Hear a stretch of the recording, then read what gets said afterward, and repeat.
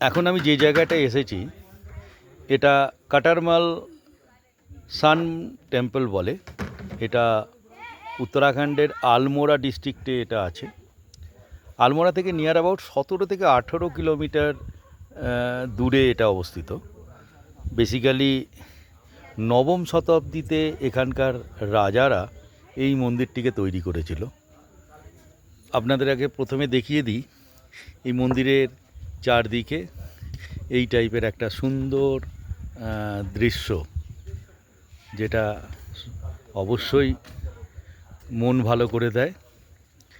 এটা একদম latest video হচ্ছে এই কারণেই যে এটা আজকে 26 অগস্ট 2026 আজকে এখানে এসেছি।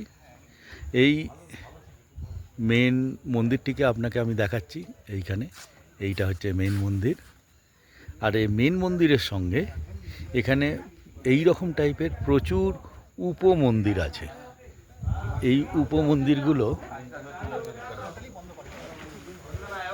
উপমন্দিরগুলো এখানে আছে।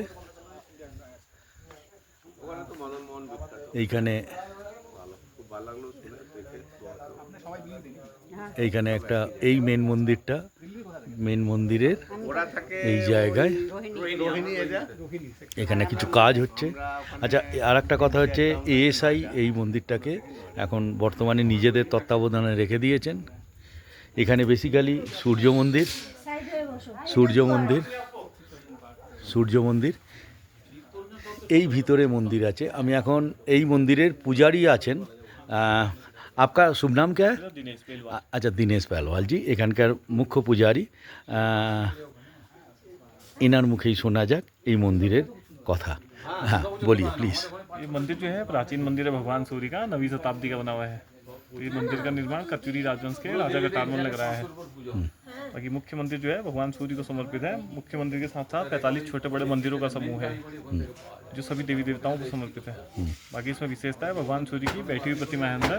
वर्ष में 2 बार उसमें सूर्य का प्रकाश आता है, 22 अक्टूबर और 22 फरवरी को। अच्छा, सूर्य का प्रकाश आते हैं, उसके बारे में आप क्या बोलना चाहते हैं? सूर्य का प्रकाश साल में 2 बार आता है। मतलब दैट मीन्स वहाँ से पूरा सूर्य देव का मतलब इस एरिया से यहाँ पे डायरेक्ट एक होल टाइप का नज़र आ रहा है। इस होल से जाके डायरेक्टली ये सूर्य देव के ऊपर पड़ जाता है। ये साल में 2 बार होता है, एक फरवरी का महीने में 21 एंड अनदर वन नवंबर मासेर वही समय, अक्टूबर एंड फेब्रुआरी। ओके, यही होच्छे एखाने। अच्छा, और एक बात है यहाँ पे खासियत, मैंने 9th सेंचुरी का ऐसे बिल्कुल बात बता रहा हूँ आप। तो यहाँ पे एक कोणार्क मंदिर है, इसको सेकंड बोलते हैं। वाई मतलब ऐसे सेकंड के दृष्टिकोण से सबसे बड़ा है ना। अच्छा, सबसे बड़ा में भी कोणार्क से प्राचीन होगा, 9वीं शताब्दी का है। अच्छा, ये यस डेफिनेटली वो बहुत प्राचीन है। और लोकेशन, ज्योग्राफिकल लोकेशन भी यहाँ पे मेनली ऐसे प्रांगण तो बहुत बड़ा अपना देखे नहीं उत्तराखंड का उसका सबसे बड़ा मंदिर है। अच्छा, कुमार रीजन में सबसे बड़ा मंदिर है। मंदिर की हाइट। अच्छा, यहाँ पे और एक सुना है ऐसे, यहाँ पे एक मुख्य दरवाजा है। मैं बाहर अंदर नहीं जा रहा हूँ। यहाँ पे एक दरवाजा है, दरवाजा के बारे में ऐसे खासियत क्या है? ऐसे मुख्य दरवाजा इसमें दिल्ली नेशनल म्यूजियम में रखा हुआ है। काफी कार्विंग वाला था, डीप कार्विंग। अच्छा, काफी नक्काशीदार था ना। हाँ, तो इसलिए वो अभी चंदन की लकड़ी का बना हुआ था कहते हैं। अच्छा, चंदन की लकड़ी का बना हुआ है। तो वो दिल्ली नेशनल म्यूजियम में रखा है, प्रिजर्व करके रखा है संरक्षण के लिए, चोरी ना हो जाए इसकी। अच्छा, और यहाँ पे पूजा पाठ डेली होते रहते हैं ऐसे? बिल्कुल डेली। कौन सा टाइम यूजुअली आपका कोई टाइम मेंटेन करते हो? सूर्योदय से सूर्यास्त, सूर्योदय से सूर्यास्त तक ऐसे बिल्कुल मतलब वो टाइमिंग पूरा ऐसे बिल्कुल पूरे साल आप लोग मेंटेन करते रहते हो ऐसा? ठीक है, अच्छा, ये वेरी गुड।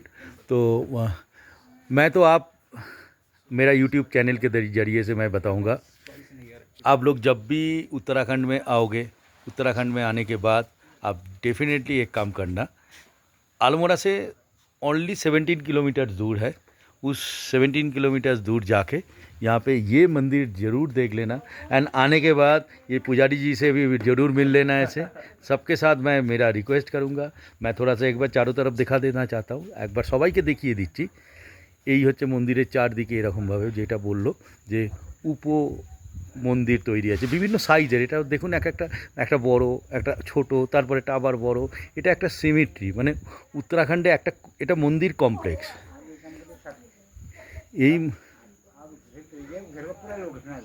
এই মন্দির কমপ্লেক্সের মধ্যে এই রকম টাইপের প্রচুর টাইপের মন্দির আছে, যে মন্দিরগুলো ছোট বড় মিলিয়ে সেখানে এখন মূর্তিগুলো এখানে নেই, মূর্তিগুলো আমি যেটা দেখলাম সেটা হচ্ছে ভিতরে রাখা আছে। পিছনে ঘন জঙ্গল, এই এরিয়াগুলোতে শুনেছি প্রচুর জঙ্গলি জানোয়ার এখানে থাকে এই সব এরিয়াতে রাতের বেলা। এটা মন্দিরের পিছনের অংশ, আমি একটা প্রদক্ষিণ করার জন্য যাচ্ছি, দেখে নিই ব্যাক সাইডে কীরকম আছে। সত্যি মন্দিরটা একটা দেখেই বোঝা যাচ্ছে যে একটা অনেক পুরনো দিনের মন্দির। নবম শতাব্দীর যদি মন্দির হয় তার মানে বোঝাই যাচ্ছে সেটা কি হতে পারে। 2 নম্বর জিনিস, একটা জিনিস বোঝা যাচ্ছে, দেখুন এএসআই এটা রেখে দিই, এখন তারা এই কাজগুলো করছে, এখানে এই কাজগুলো সমস্ত করছে। কিছু কিছু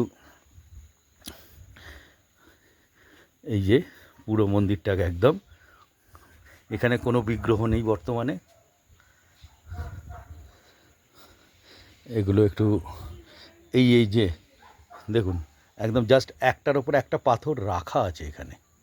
প্রত্যেকটা মন্দিরের স্ট্রাকচারে এরকমভাবে জাস্ট পাথরের সাইজ অনুযায়ী একটার ওপর একটা পাথর রাখা আছে, সেইভাবে এই মন্দিরটা তৈরি হয়েছে।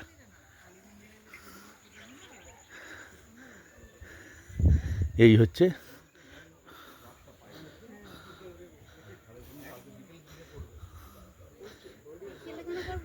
এই যে আমি হোলটা দেখাচ্ছি, এখান থেকে সবাই বুঝতে পারবেন একটা এইটার মধ্যে, এই মন্দিরটার মধ্যে একটা হোল আছে, যার মধ্যে দিয়ে সিধা গিয়ে বিগ্রহের মধ্যে গিয়ে পড়েছে। আমি একদম দেখালে আপনি বুঝতে পারছেন, এই দরজা একদম পুরো সোজা গিয়ে বিগ্রহের মধ্যে পড়েছে। এখান দিয়েই একদম পুরো সূর্যরশ্মি ডাইরেক্ট ওই অন্ধকার মন্দিরের ভিতরে পৌঁছে যাচ্ছে।